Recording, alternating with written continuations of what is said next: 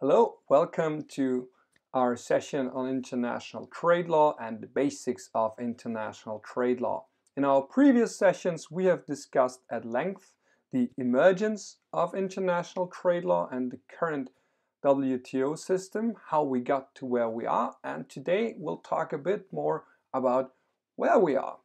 In other words, about the sources of international trade law and the basics of international trade law. What is international trade law in the first place? The definition is, simply put, all the international, i.e. interstate rules on trade in goods and services between countries. So cross-border economic activities, the shipment of goods from country A to country B, or the providing services from country A to country B or C, you name it. All of that is being covered by international trade law. So trade in goods and trade in services. What are the sources of international trade law? Bilateral trade agreements, regional, i.e. multilateral trade agreements, and most importantly among them, the WTO agreement. Bilateral trade agreements, I name two examples here. The agreement on trade in wine between the EU and Australia, or there is a trade agreement between the US and Israel. Bilateral meaning that there are two countries, two treaty partners, two trading partners. A regional trade agreement, in particular regional free trade agreement, is a trade agreement under the auspices, i.e. regulated by WTO law, but countries may decide to further integrate regionally. The foremost example would be NAFTA, the North Atlantic Free Trade Agreement, or Mercosur, the Mercado Común del Sur, or the European Union. All of them, as the name already indicates, are tied to a specific region. So NAFTA between the US, Mexico, and Canada, Mercosur in the Southern market, a Southern Common Market, and the European Union, as the name already says, covering a substantial part of the European continent. And then, above all of these rules is the WTO agreement and its annexes. That's, you could say, the fundament of international trade law. The WTO as such, as the one organization responsible for international trade, and its annexes all of the sub-treaties, you could put it like this, regulating international trade in goods and services. These rules can be further subdivided into 5 distinct categories, and we will discuss all of these categories in subsequent sessions. First, the key principle of non-discrimination, both between and inside of a given market.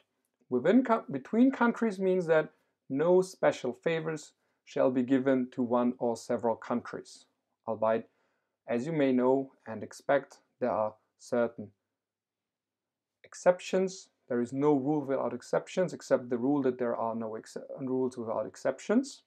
Then that means most favored nation. What do we mean with most favored nation? That means that if you give a special favor to one country, it has to be extended to all other countries as well.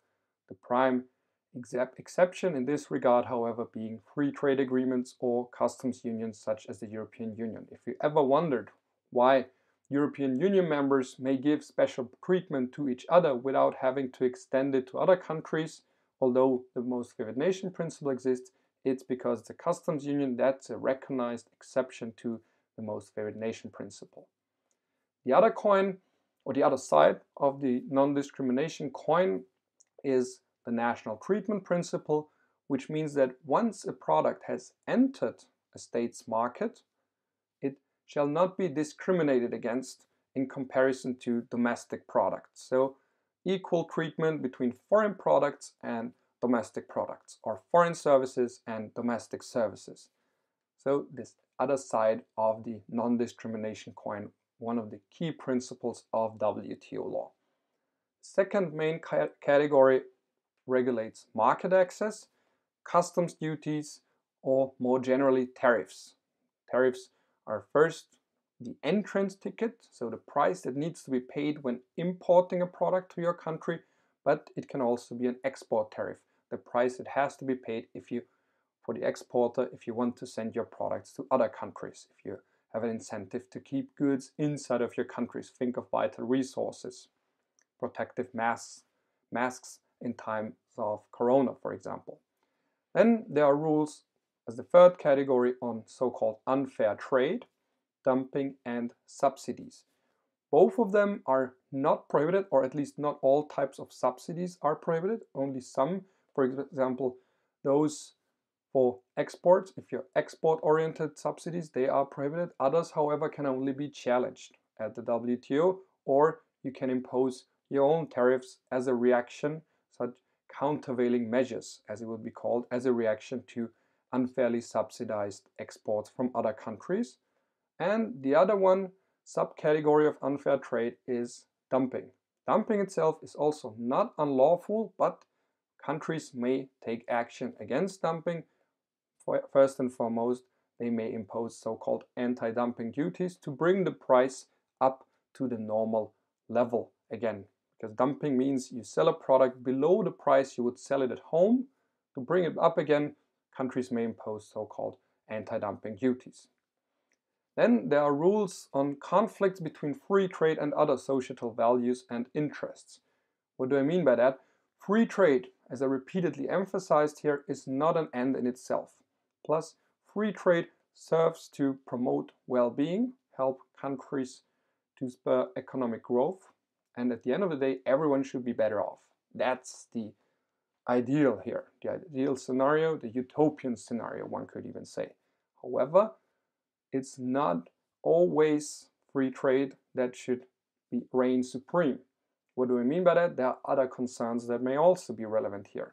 Think of the environment and the harmful impact of global trade on the environment, shipping routes, other type of routes.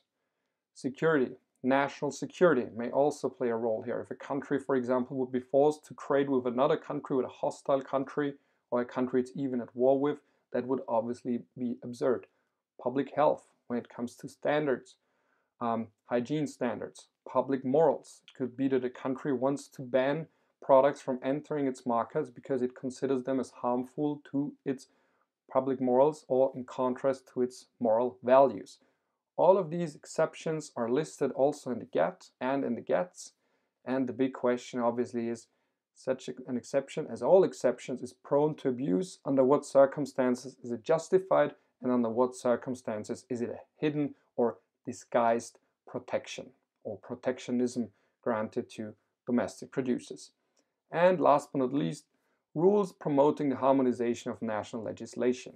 There are several different types of trade obstacles, and one of them I already mentioned would be tariffs. Another one would be quantitative restrictions, which are basically unlawful or lacking the rule of law principles. If a country, for example, when the customs formalities are overly complex, when a country does not publish all of its laws and all of that. Another possible trade obstacle is a lack of harmonization of national legislation, in the sense that different rules everywhere and different standards, although they are by themselves not necessarily protectionist or undue protectionism, however, it means that producers need different lines of production for different countries, thereby also indirectly but still posing yet another obstacle to global trade. These are the 5 key categories, which we will also discuss in subsequent sessions. And in addition, we'll talk a bit about the WTO itself, the World Trade Organization, as an international organization and its institutional principles. What do I mean by that? Decision making. So how are decisions being made by the World Trade Organization? For example, when is a waiver granted and under what circumstances is a waiver granted? A waiver is yet another exception, possible exception to most favored nation, for example. A country can be relieved of its obligation, for example, if it has balance of payments problems, if it has economic difficulties to pay its debts, to name one example. Or another one would be if a country wants to grant a special favor to a region where it has an historical obligation, the European Union to former colonies, for example. That by itself would be unlawful unless, for example, if the WTO grants a waiver. I'm referring to the Lomé waiver from the 1990s here, leading to the bananas dispute. But that topic will be saved for a later stage. Trade policy review is another aspect of the WTO and its activities. That means that the WTO itself surveils, there is a surveillance mechanism of the trade policies of all the WTO members, where it would say, wait, although there is not yet a case, there is not yet a claim against you by another WTO member, but we've seen when surveilling your trade policies that there might be a possible violation of WTO law. And last but not least, dispute settlement of the WTO, one of the most emotional topics in recent times. Why most emotional? Because the Trump administration, as I already said, has blocked the appointment of new members of the appellate body, and now the system of the WTO and how it settles disputes is no longer working. It was described as the crown jewel of the WTO when it was founded and established on 1st January 1995, and nowadays it's no longer working because the US and the Trump administration considers itself to have been unfairly treated by the WTO because it lost several cases, and now it is boycotting the mechanism, and you could say it ruins the fun for all, because the system now, it needs the appellate body. This is one part, but a significant part of the dispute settlement mechanism of the WTO. It's, you could say, the supreme trade law court, to use this analogy. But however, if it is not working, there is also nobody to pass final judgments and nobody to authorize counter sanctions or countermeasures if there is a trade violation by one WTO member. These are, roughly speaking, the main rules, the main categories of WTO, and also the main topics we're going to discuss in the next sessions. Where do we find WTO law then? In the WTO agreement, also called the Marrakesh Agreement, and this agreement establishes who may join the WTO, how can you pull out of the WTO, how are decisions being made, and how is it substructured. We have the ministerial conference at the very top, and so on and so forth. Which organs act on behalf of the WTO? Or at an earlier session, you might have already seen or watched Mr. Acevedo defending the WTO. So the Director General as the face of the WTO. As usual with international organizations, you need someone to talk on their behalf, someone you can associate it with, perhaps even emotionally. In the case of the WTO, that's Mr. Acevedo from Brazil. In addition, where do you find, you could say, material WTO law? So going away from the procedural questions, decision making, and so on and so forth, that's found in the annexes to the WTO agreement, which are 18 additional international agreements. Among them, first and foremost, the GATT for trade in products, GATT for trade in services, and TRIPS about intellectual property rights. In addition to that, you find WTO case law. So while the WTO is not by itself bound by previous decisions, it's not a case law principle as you would find it in the common law systems like the US or the United Kingdom. Nevertheless, the WTO, as any other court, the dispute settlement body, or to be more precise, the appellate body and the respective panels, they try to establish a certain level of jurisprudential coherence. What do I mean by that? Just like in a regular domestic court, the parties to a dispute, they want to know what will happen in the end. How do they know, or how can they at least have some expectations? They look at earlier decisions. Even although the courts, strictly speaking, are not bound by earlier decisions, they will adhere to principles established earlier, in particular if they were established by supreme courts of their respective countries. With the WTO, it's somewhat similar. A panel, this is, you could say, the quasi-court of first instance of the WTO, would look at earlier decisions of other panels or earlier decisions of the appellate body, which, as I already said, is the somewhat quasi-supreme court of international trade law. And therefore, WTO case law itself, as always, courts also shape the law. Why do they shape the law? Because they apply the law. Because back in the 1990s, and also earlier than that in the negotiations leading to the GATT, it was impossible to foresee all eventual cases that may arise under the GATT or later the GATT's for example, or other sub-treaties of WTO law, and that's when courts become relevant. They say, okay, what could they mean by that, this or that provision? How should it be interpreted in such a situation? Think again, in the 1990s, things such as social media, digitalization, the global internet penetration did not exist, or certainly not exist to the same extent as they exist today. Many new products, many new questions we have to ask ourselves in connection with international trade law. Public morals have changed, mechanisms of hidden protectionism have changed, and that's why the law needs to adapt, but you can't write or rewrite the treaties all of the time.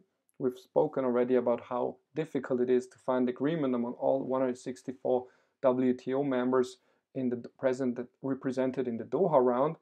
Obviously enough, it would be even much more difficult to write all the treaties, to reformulate them, to draft new treaties, or to update them every 2 or 3 years.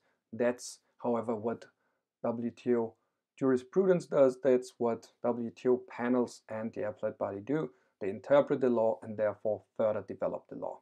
Same thing as in domestic law, like courts also do. You know that there might be an old law, but the way it has been interpreted and reinterpreted over subsequent decades has also shaped the law.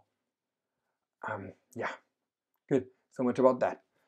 Acts of WTO law, yet another source. So ministerial declarations, for example, acts of WTO bodies, acts by the ministerial conference, so by the ministers of trade of the respective countries. They may also issue decisions and so on and so forth, or a waiver. These would also be WTO law sources.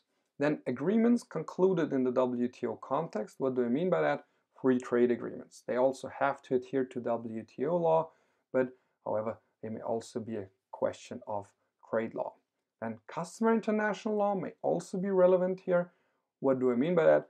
This is a general source of international law. The other most important one, in addition to treaties, right now we've talked largely about treaties. This is the behavior of states, the actual behavior, voting, for example, statements accompanied with trade policies, national legislation, and in addition to this behavior, to these actions, also what do states think, the so-called opinio juris or opinio juris.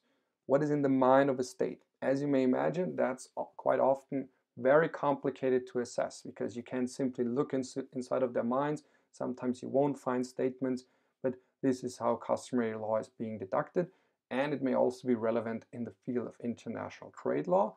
Why may it be relevant in the field of international trade law? First, because, as I said, although the WTO has 164 members, nevertheless, the UN has 193 members, and that even excludes some states or disputed territories. Think of Kosovo or Palestine. So the WTO, first, does not cover all aspects of international trade, or not all members who may participate in international trade. Second, it also does not regulate all questions of WTO law. There may always be a gap. There may always be a topic that is not regulated or not regulated in detail, and that's where customer international law also is relevant. And last but not least, there are some general questions of customer international law. Think of treaty interpretation that are obviously also relevant in trade law matters. Although these are not rules specifically designed for international trade law, they may, as a secondary consequence, also be relevant. And again, I mentioned the principles, the customer international law principles of treaty interpretation to interpret a treaty in good faith. That obviously may be relevant when interpreting the WTO treaties. And last but not least, general principles of law. So principles you find in every jurisdiction, for example, that you have to pay interest if you fail to service your debts, or that you have to pay reparations. Such general principles may also be relevant in the context of international trade law. The annexes, and this is where I would show you briefly that this is a lot. There's a lot of content. So here from the WTO website, the legal texts resulting from the Uruguay round from 1986 until 1994, and these multilateral trade negotiations. And if you skim through here, you'll see a large list of abbreviations. I already told you, lawyers love abbreviations. Marrakesh Declaration, and then the table of contents. And here you have Annex 1A, for example, Multilateral Agreement on Trade in Goods. Agreements, so the GATT from 1994, Agreement on Agriculture, Textiles and Clothing, Technical Barriers to Trade, Trade-related investment measures, on the implementation of Article 6, that's the one regulating dumping, Article 7, pre-shipment inspection, rules of origin, import licensing procedures, subsidies and countervailing measures, safeguards. So all the sub-questions that may be addressed in a general sense by the GATT itself, many of them have an additional treaty that is also found in Annex 1A. Then Annex 1B, the General Agreement on Trade in Services, and 1C on trade-related aspects of intellectual property rights, also abbreviated as TRIPS. Then the Annex 2, Understanding on Rules and Procedures Governing the Settlement of Disputes. As I already said, the crown jewel, that is, however, nowadays a bit, or has lost some of its gloss, is now defunct. Then the Trade Policy Review Mechanism that you find in Annex 3, and then in Annex 4, Plurilateral Trade Agreements. The contrast is plurilateral trade agreements, they don't have to be signed by all WTO members. With all other annexes, all three, it's a package deal, which means that if you join the WTO, you have to sign all of these treaties or you become a state party to all of these treaties. No exceptions. With plurilateral trade agreements, for example, on trade in civil aircraft or government procurement, the big fat government contracts, to whom are they handed out? Some principles here. However, not every country has to join this agreement, and it now has some 47 members. And in addition, you have ministerial decisions and declaration, a large number ranging from financial services to professional services, negotiations on basic telecommunications, trade and environment, you name it. So, hopefully enough, I now could convince you that trade is quite a complicated affair. I have also compiled a long list of all of these treaties here, these annexes. Annex 1A, this is the one where you find the 11 sub-treaties, or the technical term is multilateral agreements on trade in goods, such as the GATT, but also the one, for example, on anti-dumping. Annex 1B, GATTs, Annex 1C, the TRIPS. These first three annexes, 1A to C, these are, you could say, the cornerstone of international trade law, the most important, most basic and fundamental rules of the GATT. And the three key treaties are the GATTs, the TRIPS, and the GATT. The GATT is what you could describe as the Magna Carta of international trade in goods. Annex 2, then, the Dispute Settlement Understanding, and Annex 3 is the Trade Policy Review Mechanism. And all of these treaties that you can find in the three annexes and as a subdivision Annex 1A to C are binding on all WTO members. So when joining the WTO, you also join all of these treaties. No exceptions are possible. This is the so-called single undertaking approach. Whereas with so-called plurilateral trade agreements, states themselves or WTO members themselves may decide whether they want to join them or not. Think of government procurement. If a country says we do not want any international treaty regulating how we hand out the big contracts and whether we hand them out to companies closely connected to the government or the state, that's fine. You don't have to join the agreement on government procurement. And as I said, only some 47 members, so many states are keen on reserving the more room, more leeway when regulating government procurement.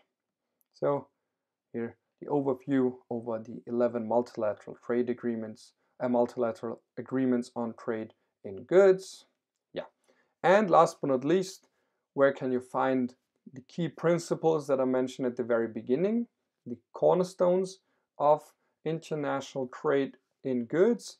In the GATT, as I already said, the Magna Carta. And when the GATT, the most favored nation principle, the cornerstone of GATT law in general, and a fundamental value when it comes to non-discrimination, the principle that you shall not discriminate between foreign trading partners. You find it at the very beginning of the GATT, which also says something. If a treaty, if a provision, if an obligation is so important that it's already enshrined in Article 1 of a treaty, it says a lot about the role it plays in international trade law or in a specific treaty, namely the GATT.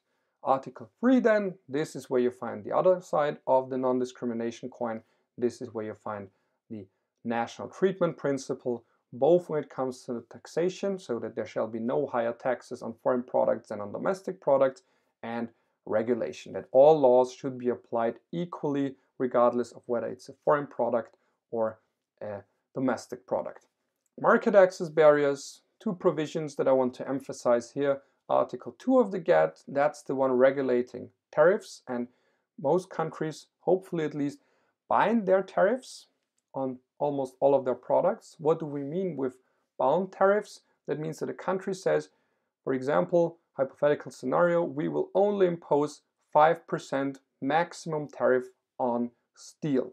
If the country then says, right now our steel industry is suffering, we'll impose a 20% tariff to protect it from foreign competition because foreign steel is so cheap, that would exceed the bound rate by 15%. That much math I know, and therefore constitute a violation of GATT Article 2, because GATT Article 2 says that these tariff bindings that you find in the so-called schedule of concessions, that they are also binding under international trade law.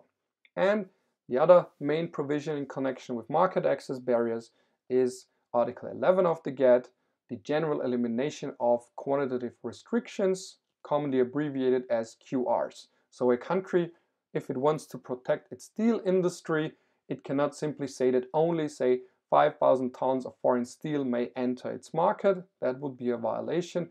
Or it could also not say that no steel whatsoever may enter its market. What it could do, theoretically speaking, if it has not bound its tariffs on steel, it could impose a 1,000% tariff on steel, for example, per ton. But other than that, it would constitute a quantitative restriction. And in other words, tariffs are the GATT protectionist method of choice. Tariffs are okay also for protectionist purposes, although the GATT drafters were hoping for and are still hoping for that there will be gradually and still more reduced more. However, quantitative restrictions are unlawful except for public stock holdings to, for example, prevent a food crisis. Rules on unfair trade, where can you find these? In Article 6 of the GATT, and as you saw earlier already, there is also a specific agreement on anti-dumping, because dumping itself is not unlawful, but the way you react is being regulated by WTO law. And subsidies, there is also a specific treaty for subsidies. What should also be mentioned in this regard is so-called safeguards. Safeguards are not a reaction to unfair trade by other WTO members, but a measure to protect your industry for a limited period of time if there is a sudden surge of imports from other countries. That, however, is not a reaction to unfair trade, but it's also, if the preconditions are met, a lawful exception or a way of lawfully deviating from trade law rules. The technical barriers to trade, second to last category, and the last one are exceptions. Where do we find these exceptions? In GATT Article 21, you find security exceptions, that a country is not obliged to keep trading with another country if a war has broken out, for example, or severe disturbances in their diplomatic, political, or economic relations. Also, a high threshold needs to be met here. You can't simply say you don't like country B and therefore you will halt all trade with it. And the other provision here is Article 20 of the GATT. Here you find the general exceptions. So what I mentioned earlier, public morals, and the protection of endangered species, you name it. These exceptions can be found in Article 20 of the GATT. Good. Having said that, I would conclude this session. Hope you had a first brief insight into the basics of international trade law and where you can find trade law. In the next session, we'll talk a bit about the IMF and the World Bank, about monetary law and the policies of the IMF and the policies of the World Bank when financing, for example, infrastructure projects. For the time being, I hope you liked this session. I hope you were able to learn something or gain new insights. I'm also happy if you do follow my channel. There will be more videos to come.